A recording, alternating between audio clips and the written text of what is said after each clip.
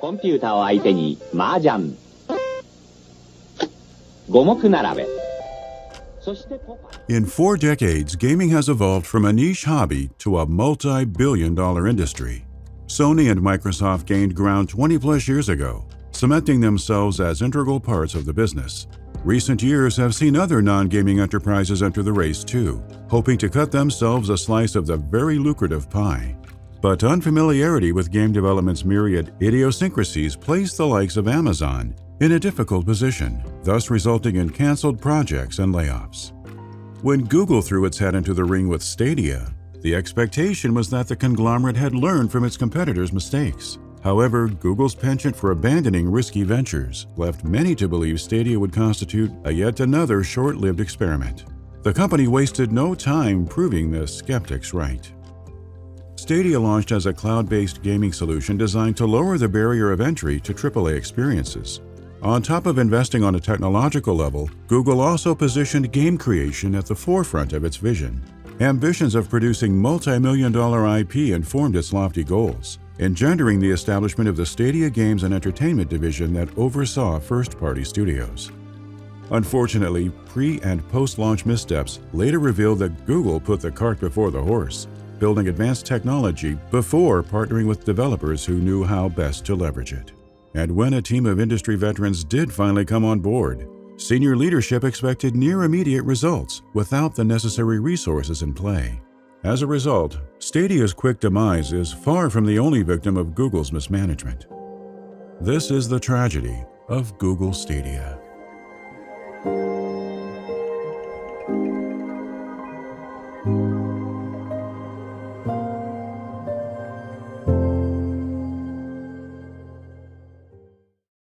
This video has been brought to you in part by Instant Gaming.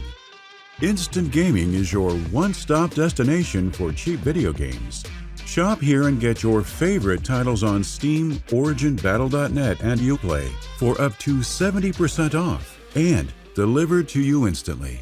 Follow the link in the description and use our unique code with your purchase to support the channel. Be sure to check out Instant Gaming's giveaway page as well to get a shot at winning all sorts of amazing prizes. Stop paying full price for video games and choose Instant Gaming.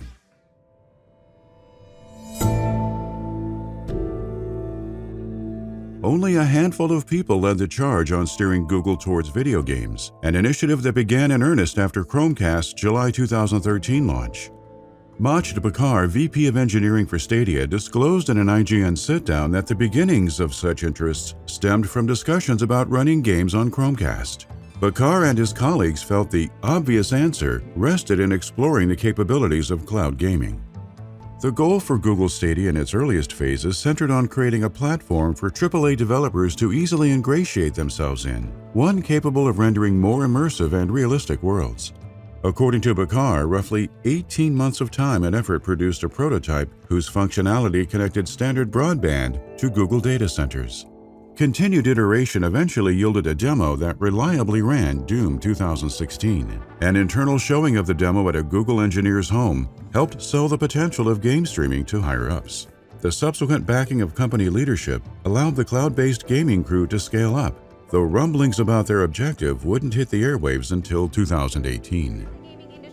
Microsoft, at Atari, at Sony, and Stadia is already earning the nickname the Netflix of gaming. Is that really the right analogy?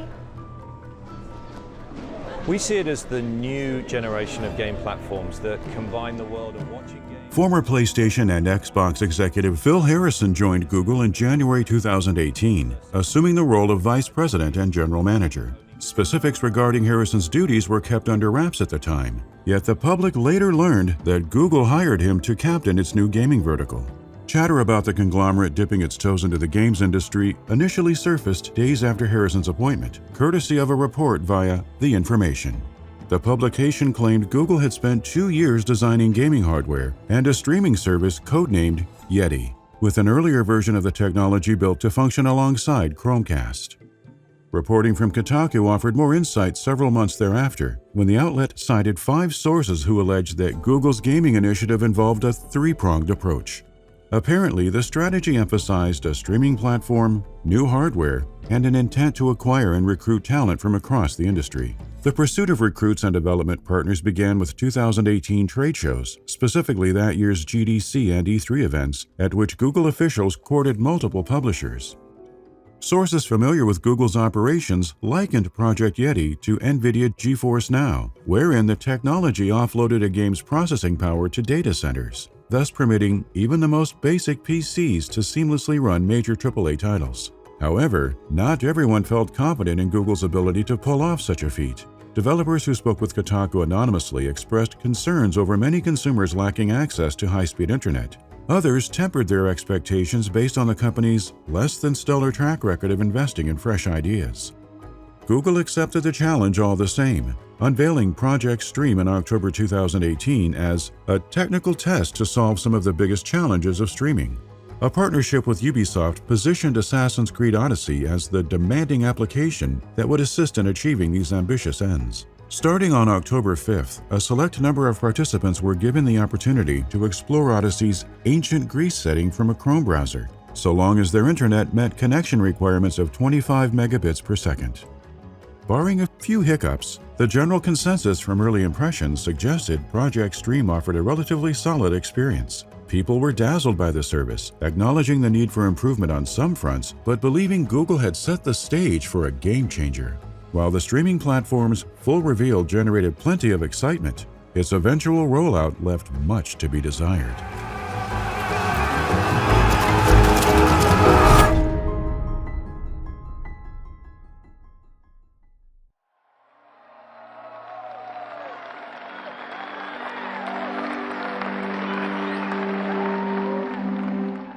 Notable Assassin's Creed producer Jade Raymond departed Ubisoft in 2014, later founding EA's Motive Studio in Montreal.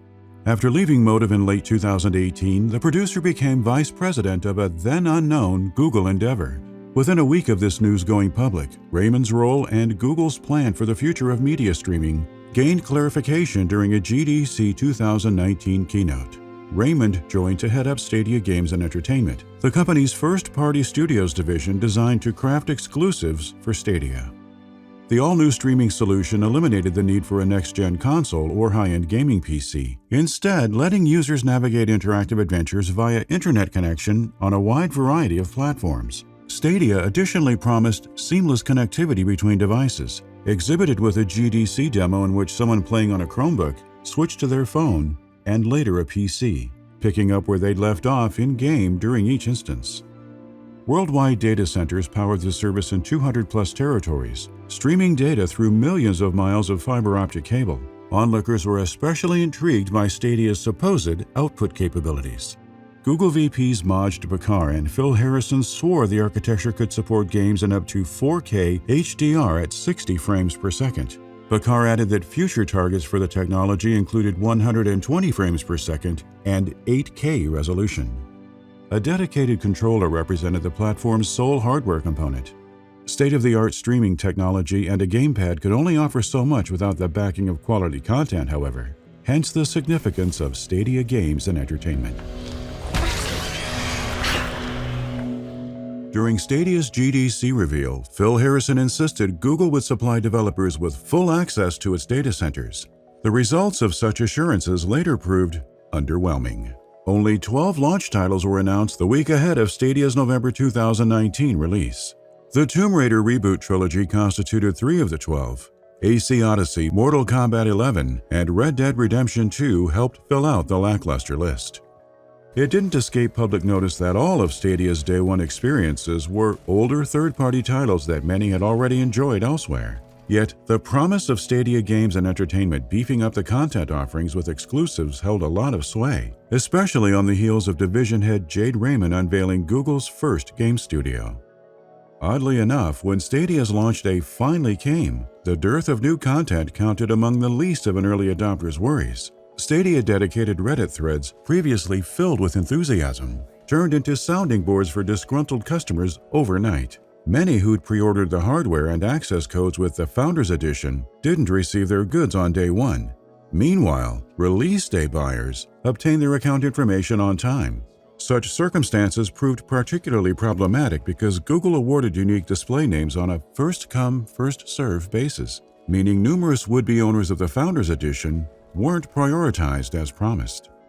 Early adopters further faced issues related to poor visual quality and latency troubles that made the likes of Mortal Kombat 11 unplayable. The absence of wireless controller support and achievements exacerbated the problem in the eyes of Day One customers. As the weeks wore on, the broken promises sparked questions of whether Stadia's turbulent arrival had put a blight on its chances at success. The realization that Destiny 2 and Red Dead 2 failed to operate at true 4K resolution didn't inspire much confidence in the platform's long-term health either. But the streaming service enjoyed its fair share of wins. The first of such victories manifested in Google's Typhoon Studios acquisition in December 2019, a purchase that occurred before the indie developer released its debut project, Journey to the Savage Planet. The studio, founded by Ubisoft and WB Games veterans Alex Hutchinson and Reed Schneider, most impressed Google's growing gaming division because of its AAA team and ability to build a high-quality game in under 3 years. According to Jade Raymond, Typhoon merely marked the start of Google's acquisition plans. In March 2020, Stadia Games and Entertainment added another firm to its stable, an outfit built from the ground up in Playa Vista, California, with former God of War studio head Shannon Studstill involved as studio director. That same month also saw the division join forces with Gears Tactics co-developer Splash Damage on an unspecified Stadia exclusive. And Stadia updates throughout 2020 ensured an even greater number of users would have the opportunity to experience the fruits of Google's investments. For example, non-Google smartphones received Stadia support in early 2020. Stadia playability made its way to iPhone and iPad several months thereafter. Yet, a long-predicted blow to the games and entertainment vertical effectively negated every step taken towards securing the platform's viability. This is something people may have heard about, but people understand this was so important to Phil that you moved your family over to the States from England because you're so excited about this project and what it represents for, I think, the future of the gaming industry. That's right. I'm really excited to sort of hear from you. On January 27, 2021, Google VP Phil Harrison contacted staff via email, praising Games and Entertainment's great progress. Harrison's message further touted Stadia as the best game streaming technology on the market and promised that details regarding the 2021 budget would soon be shared. This so-called rallying cry quickly revealed itself as the calm before the storm, an arguably misleading show of hope where none existed. Just 5 days after issuing the email, Harrison hosted a virtual meeting with in-house Stadia developers in which he informed them of the games division's closure. Sources who spoke to Wired said many were puzzled, given the messaging delivered a few days prior. Kotaku heard from sources claiming Harrison openly regretted the misleading email in a follow-up Q&A session. When pressed about what had changed between January 27th and the closure announcement, the VP allegedly admitted higher-ups knew the end was nigh. Naturally, this answer did nothing to quell the confusion of hundreds of workers who'd uprooted their lives for Stadia, hoping for stability the games industry seldom offered, only to get laid off a year or two later without sufficient explanation. Harrison's statement on the Google blog noted that because AAA development's high costs continue to grow exponentially, the company thought it best to refocus by expanding on the proven technology of Stadia. Achieving such ends necessitated a long-term sustainable business, which Google believed infeasible if its efforts remained split between game production and technology. Something had to give.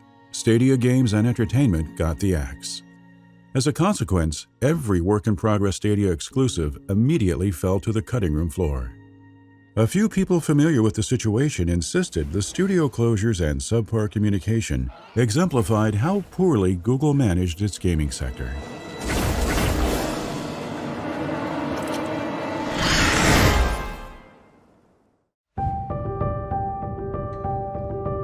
Great to be here.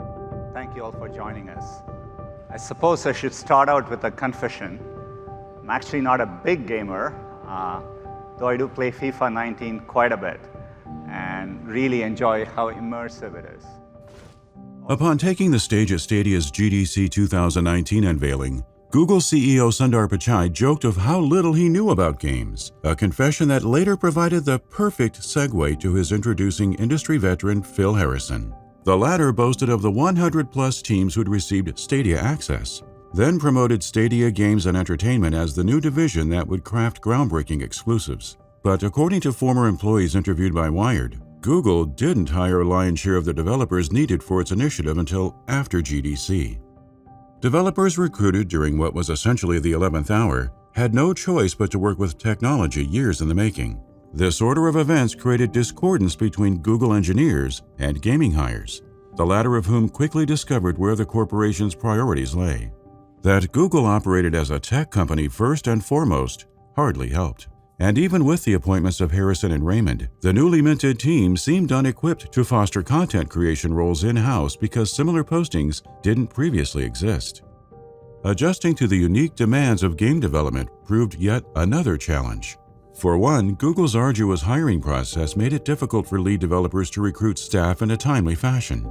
Company policies were often at odds with the standards of game production, too, such that security concerns reportedly forced Google to withhold permission for the use of certain software.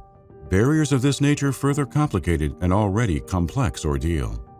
And when the necessary resources finally fell into place, COVID-19 stifled any chance at forward momentum. Google froze hiring attempts mere weeks after the Playa Vista studio opened its doors in spring 2020 because of the pandemic. An internal memo from Pichai reasoned that slowing recruitment would benefit the continued support of a small number of strategic areas. Stadia wasn't part of the club. Several key departures followed in the wake of the Games and Entertainment closure, chief among them being Jade Raymond, who left to establish the now Sony-owned Haven Studios. At least 6 more staffers joined her a few months later. Still, Stadia trucked on throughout 2021, with news that Xbox players could stream Stadia games through the Microsoft Edge browser serving as its most noteworthy high point for the year. By the following year, even small victories were in short supply.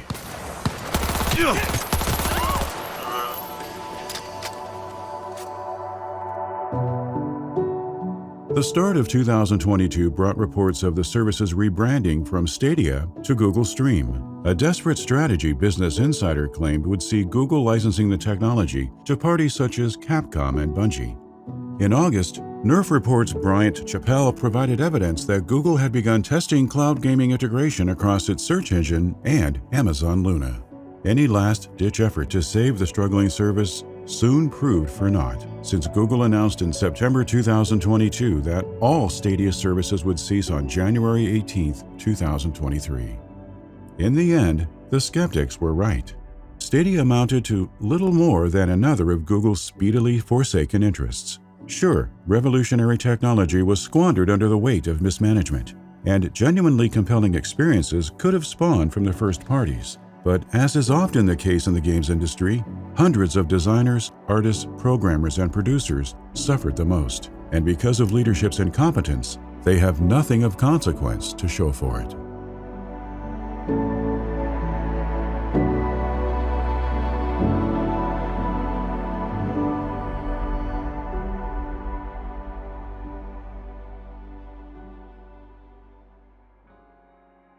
Thank you for watching.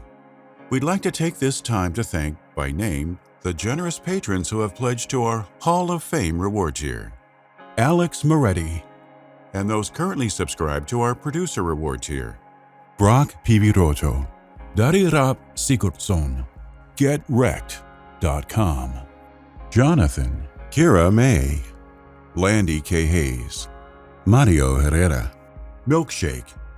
If you enjoy our content, please consider subscribing to our channel and backing us on Patreon.